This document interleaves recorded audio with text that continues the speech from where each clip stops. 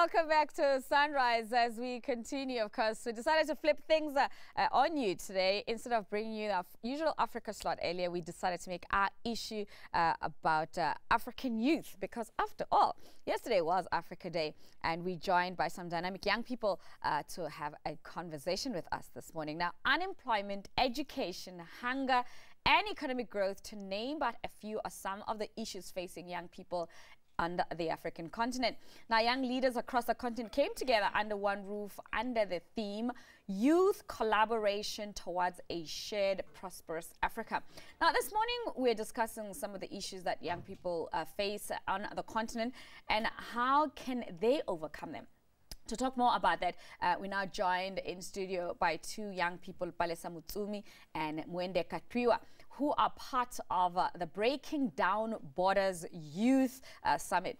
Now, remember, you can be part of our conversation by giving us a call on 011-447-1742. We're also taking your comments on Facebook as well as our Twitter pages this morning. See, I didn't have it planned this way that we have ladies, but hey, maybe that's how things are going to be going forward. Good morning to you, ladies. Good morning. Okay, great stuff.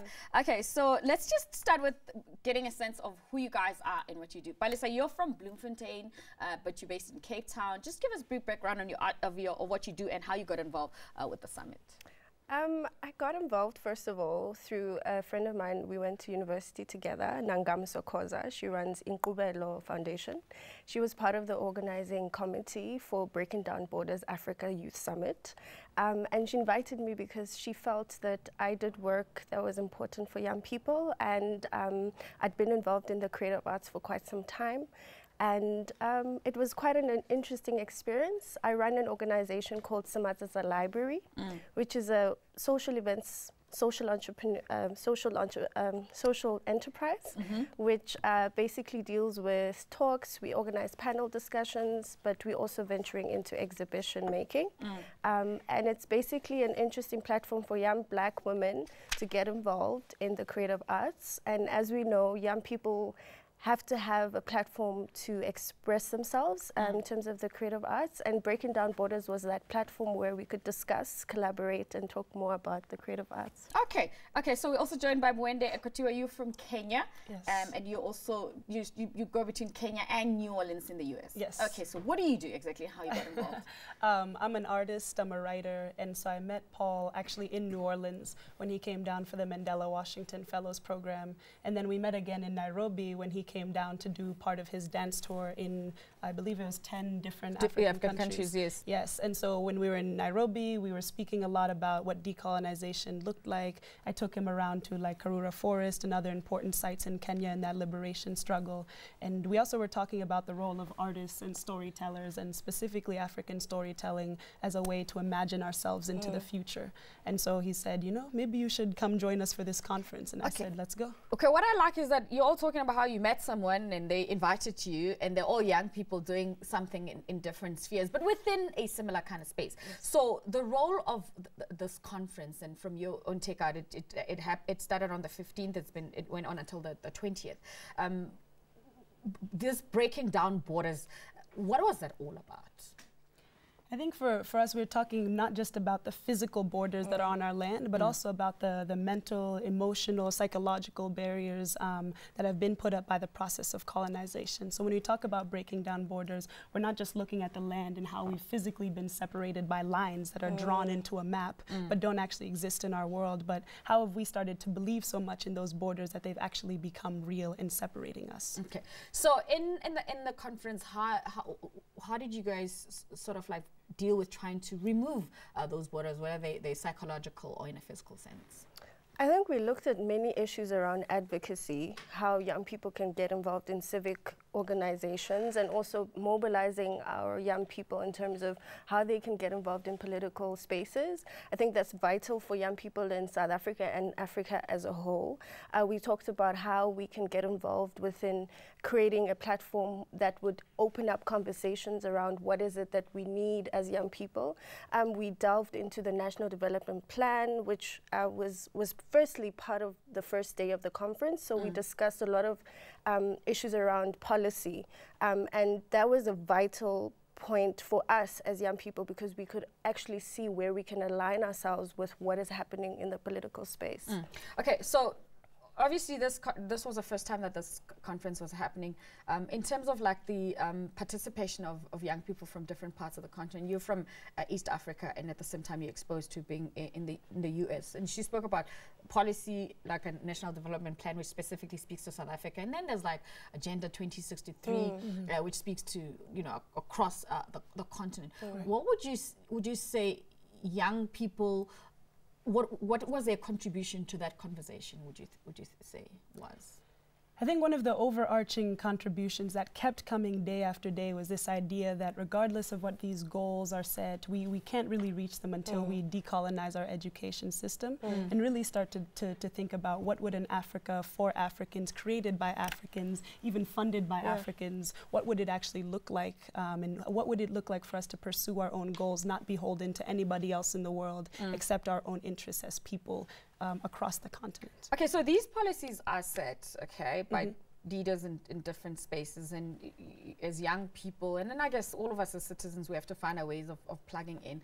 Do you think there is enough consultation, and maybe some of the things that we're concerned about are taken into consideration? And you mentioned how, okay, they're there, but we need to start with the education. But there's everyday issues that you have to worry about. Right. You know, while you're trying to change the world, you're starving. Yes. But I think that's what was so beautiful about the gathering, is it didn't just bring guys who are, you know, top level positions in these internationally recognized NGOs. There were some guys like that, but then there was also guys who are doing this everyday work, again, of making sure that people are being fed, that people are going to school, that people are having access to things that they don't usually have on an everyday basis, as we're also planning 20, 50, 200 years into the future to make sure that we're not struggling this day-to-day struggle that we're doing now that's keeping us from reaching our full potential. And I think I think we also took a conscious decision to really go deeper into issues around radical social consciousness and what that means in terms of young people really knowing their history and knowing where they come from, but also taking a solution-driven approach to each and every problem that we had, that we were discussing at the time. So issues around education came up very strongly.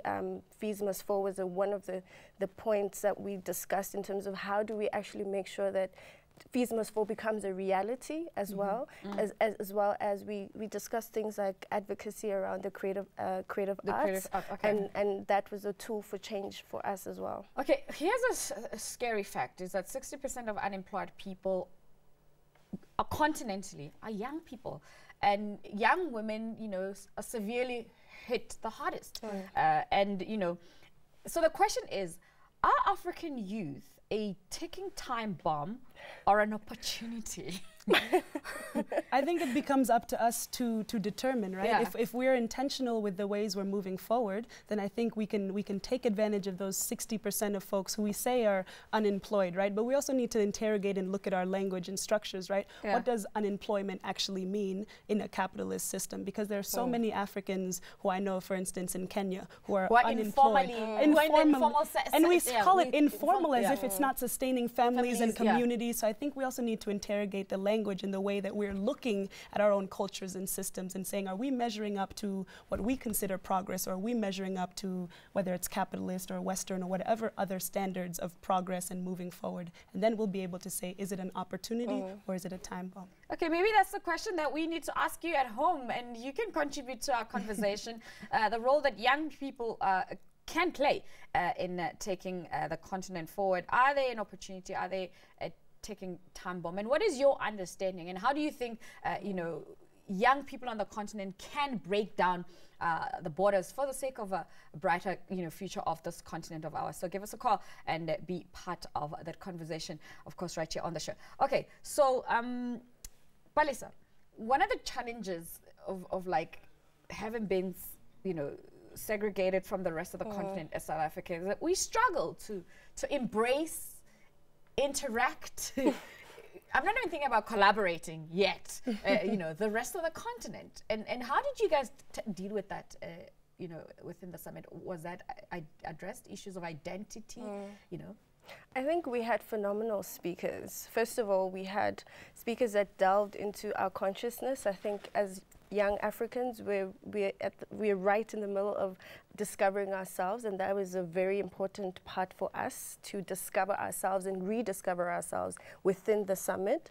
As a personal experience, I think I dealt with the separation quite differently in terms of looking at everybody, what everybody contributed on the table and what everybody brought to the table. I was sharing a panel with phenomenal people from Guinea-Bissau who brought so many things forward about what's happening within the creative arts there.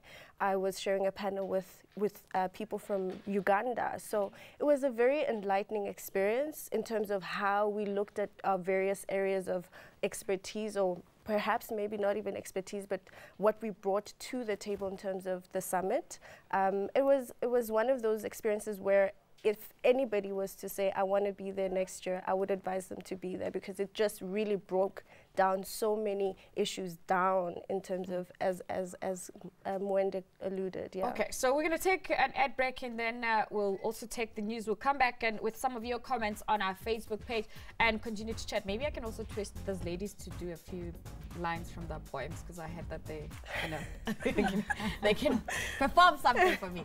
So do stay with us. We're coming back with more Sunrise Live right here in East.